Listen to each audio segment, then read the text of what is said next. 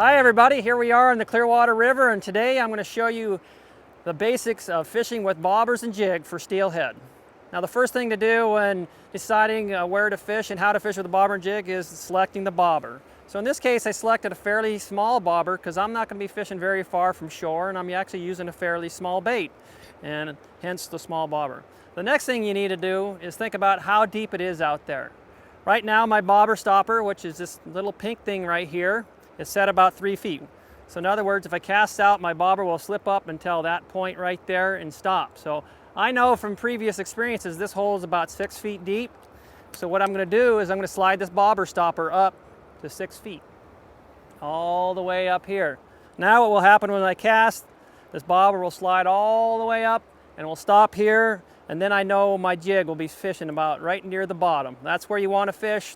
Most of these steelhead are just a foot off the bottom or right near it. One other thing you might want to notice about is when you're fishing with the bobber, you want it to float about halfway up. That way you can detect subtle hits. And so in this case I found that all I needed was these small weights and a jig to appropriately float my weight. So now that we have it all set up, we're ready to go. Oh, by the way, you can increase your catch rates by putting a little bit of shrimp on it.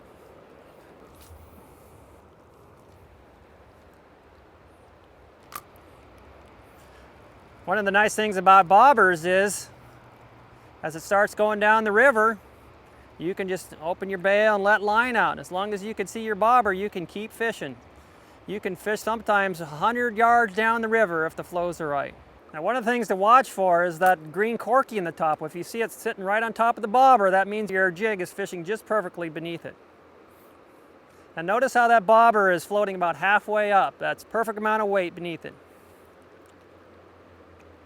Now all we're waiting for is for that bobber to do something different. It could be as easy as popping up, going under, shaking. Another nice thing about bobbers is if you set the depth right, you rarely hang up on the bottom. You want it to just occasionally touch the bottom, but you won't snag up much, and you can go off and all day long without losing a bait if you got your bobber set right. Oh, there's a fish! So here we are with a bigger bobber. As indicated earlier, some of the benefits of this is we can use much more weight, so we can fish deeper if we want to.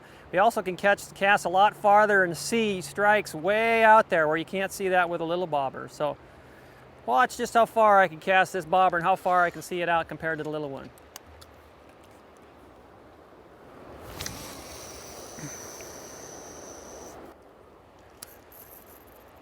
There we are, way out there, and I can still clearly see the green top of the bobber. I can see the corky on top that lets me know the bobber is fishing appropriately. Just perfect. Catch a fish way across the river. And notice how I occasionally pick my line off the water. We call that kind of mending our line. That's to help reduce the drag of our line in the water. Ideally what we want that bobber to do is just float down the same speed as the current. So every once in a while you need to pick your line up like this and get it off the water, and that allows your bobber to just keep floating on down naturally. Then again, you just can flick your bail and let your bobber keep floating way down the river. You can fish this, especially with these big bobbers, a long ways away.